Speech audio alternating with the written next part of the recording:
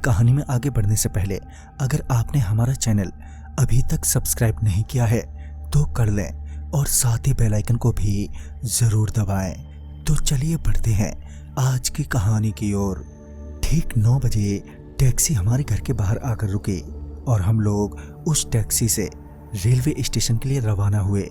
रास्ता तो काफी लंबा था मगर हम समय रहते ही स्टेशन पहुंच गए और तकरीबन 11:30 बजे हमारी ट्रेन आई। ट्रेन में बोर्डिंग करने के बाद हम लोग अपने रिजर्व सीट पर सेटल हो गए और हमारे गांव का सफर शुरू हो गया। हम अगली सुबह 10 बजे के करीब उतरने वाले थे। बाकी का समय ट्रेन के बाहर फैली हरियाली को और गांव को देखते हुए बिताना था। हम लोग खाते पीते मस्ती करते हुए अपने सफर का पूरा मजा ले रहे थे।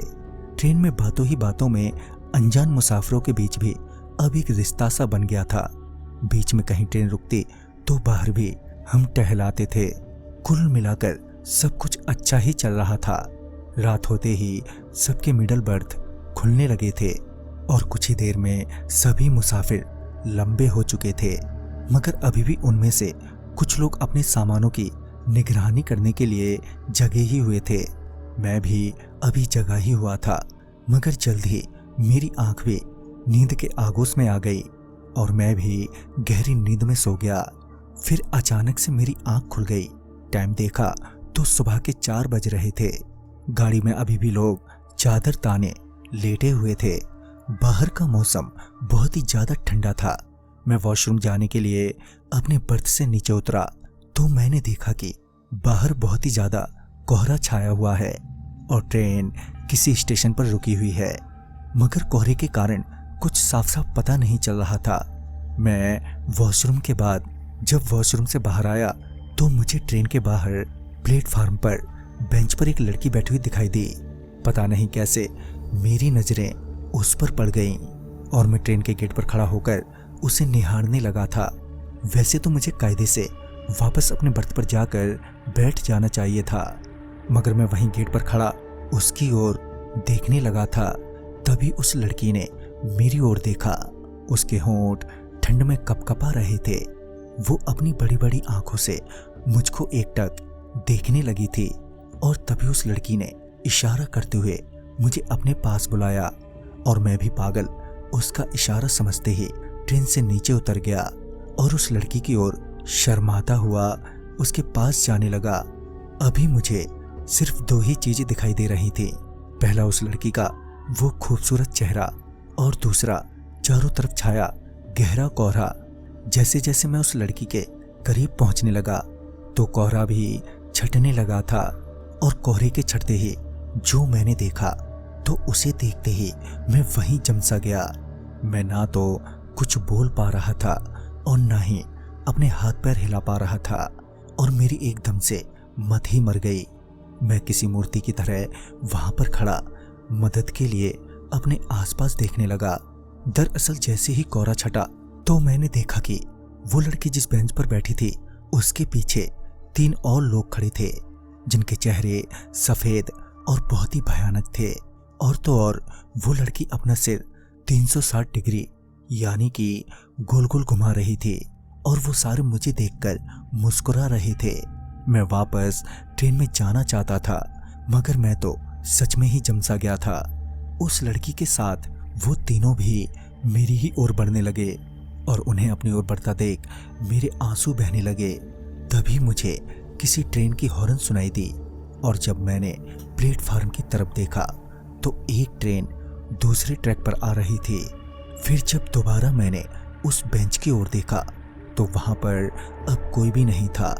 उन्हें वहां ना पाकर मुझ में थोड़ी हिम्मत आ गई और तभी मैं वापस ट्रेन में आकर बैठ गया।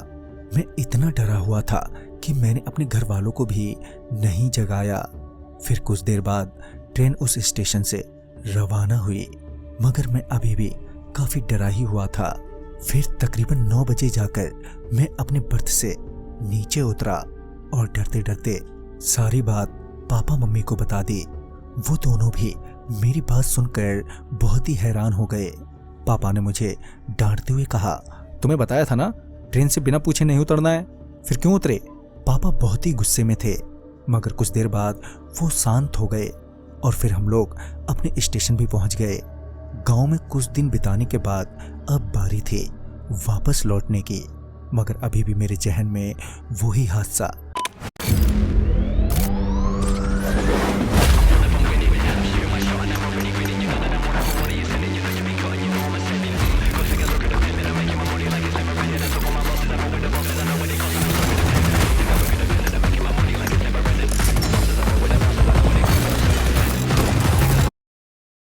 हुआ था और मैं फिर से उसी रूट से दोबारा नहीं जाना चाहता था, मगर कोई दूसरा ऑप्शन भी नहीं था। हम लोग वापसी के लिए गांव के रेलवे स्टेशन पहुंचे। ट्रेन रात के 11 बजे की थी और मेरे हाथ पांव अभी से ही फूलने लगे थे, क्योंकि मैं एक बार फिर उसी स्टेशन से गुजरने वाला था, वो भी रात के 3 बजे के करीब। ट्रेन में बोर्डिंग करने के बाद मैं अपनी माँ के पास चिपक कर बैठ गया। पापा अभी प्लेटफार्म पर किसी से बात कर रहे थे कि कुछ ही देर बाद ट्रेन ने वहां से चलने के लिए हॉर्न दे दिया और ट्रेन वहां से रवाना हुई।